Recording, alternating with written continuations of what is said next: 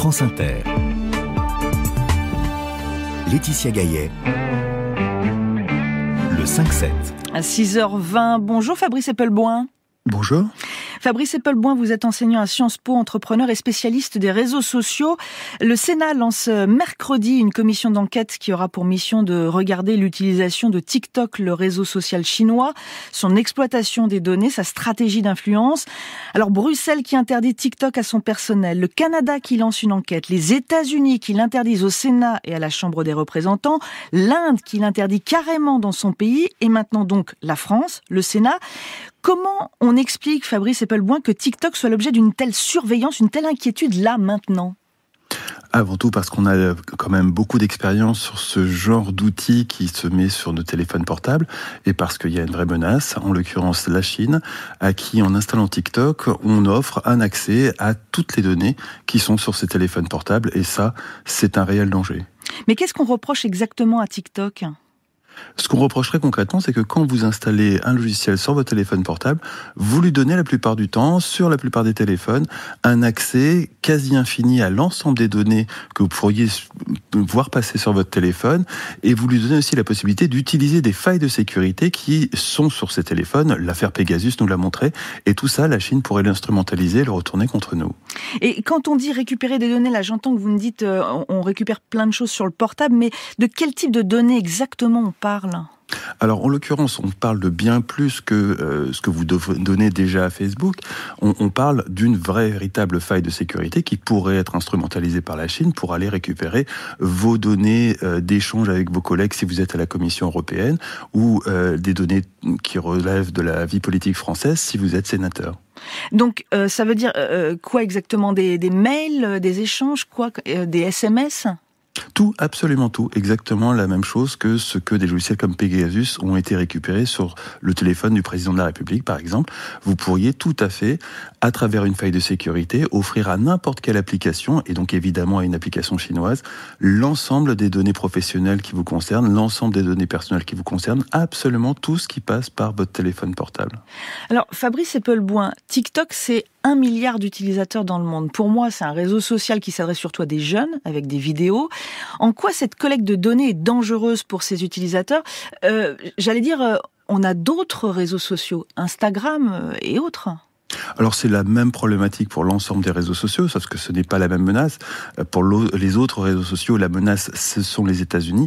Là, pour la première fois, c'est un acteur chinois. Et puis il faut bien distinguer les données personnelles qui sont toutes l'ensemble des données d'utilisation qu'on offre très généreusement à l'ensemble des réseaux sociaux qu'on utilise et qui sont utilisés en masse pour personnaliser un message, personnaliser de la publicité, et puis très concrètement l'utilisation d'une faille informatique que n'importe quelle application qu'on installe sur nos appareils peut utiliser et instrumentaliser et aller récupérer des données qui sont spécifiques à une personne. Et là, il s'agit d'espionnage, pas de surveillance globale de nos us et coutumes dans le but de mieux cibler une publicité. Là, très clairement, à travers une application, on pourrait aussi cibler un individu en particulier.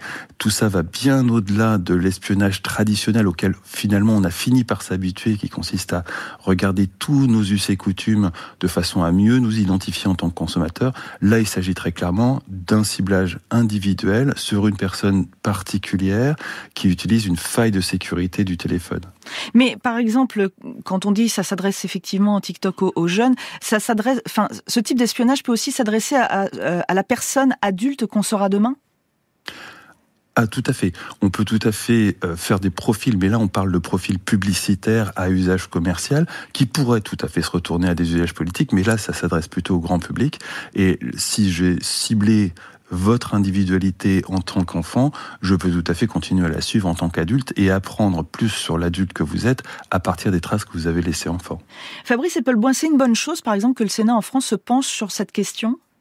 C'est une excellente chose parce que ça oblige le personnel politique à regarder en face la réalité de ces failles informatiques, la réalité du fait que nous disséminons absolument partout des données personnelles et que Parallèlement à ça, le fait d'accueillir autant d'applications sur nos outils les plus intimes qui soient, nos téléphones portables, les met à la merci d'une faille informatique. Et j'insiste bien, il s'agit de deux dangers différents. D'un côté, le ciblage publicitaire qui peut être détourné de ses fins initiales, et de l'autre côté, des failles informatiques qui peuvent donner accès à l'ensemble des données contenues sur nos téléphones portables. Mais que peut faire un politique face à un réseau social qui est suivi par 1 milliard de personnes dans le monde ? Pas grand-chose quand il s'agit de protéger les populations. Mais quand il s'agit de se protéger soi, et donc des données dont en tant que politique on pourrait avoir besoin sur son téléphone, là, tout simplement, éviter de l'utiliser. Alors, TikTok, par exemple, rejette les accusations d'espionnage, mais a reconnu cet automne que ses employés ont eu accès à des données relatives à des utilisateurs américains, et dit aussi ne pas les avoir transmises au Parti communiste chinois. On peut ou ne pas croire ? On ne peut pas croire. On ne peut pas croire. D'abord parce que le fait que TikTok et ses employés aient accès aux données, j'ai envie de vous dire qu'il en est de même pour l'ensemble des réseaux sociaux américains. Et le fait que l'État ait accès aux données d'entreprises privées telles que TikTok, c'est la même chose aux États-Unis. Il y a plusieurs lois qui font que la situation juridique est rigoureusement la même aux États-Unis. La vraie différence, c'est que les États-Unis sont un allié, la Chine ne l'est pas. Et TikTok répond aussi, nous sommes allés plus loin que toute autre plateforme en matière de transparence, parce qu'ils ont été entendus par notamment aux États-Unis, par Bruxelles. C'est hélas pas totalement faux. Facebook n'est pas vraiment un dieu de la transparence. Twitter s'y est mis très récemment et de façon extrêmement brutale, notamment en révélant en public les entrailles de la première époque de Twitter, celle d'avant Elon Musk. Malgré tout, les réseaux sociaux ne sont absolument pas des chantres de la transparence. Fabrice Eppelboin, est-ce qu'il est possible qu'une décision prise par Bruxelles, par exemple, qui n'a d'ailleurs pas été motivée, on ne sait pas pourquoi elle a été prise, en tout cas on l'a annoncé, puisse arriver en France, qu'on interdise donc TikTok au plus haut niveau de l'État, quand on sait par exemple que Emmanuel Macron a un compte TikTok? Non seulement Emmanuel Macron a un compte TikTok, ceci dit pas forcément sur son téléphone personnel, mais Emmanuel Macron a été victime de Pegasus, et donc l'ensemble de ses données personnelles sur au moins l'un de ses téléphones ont été dérobées a priori par le Maroc, mais l'investigation reste en cours. Ce qui est clair, c'est que non seulement le personnel politique va très vraisemblablement être obligé de se passer de TikTok, et nous, de leur petite danse musicale, mais l'ensemble du personnel des grandes entreprises françaises vont probablement emboîter le pas. Mais ce serait quand même une bonne chose, en tout cas pour les politiques, ou pour les hautes fonctions de l'État ?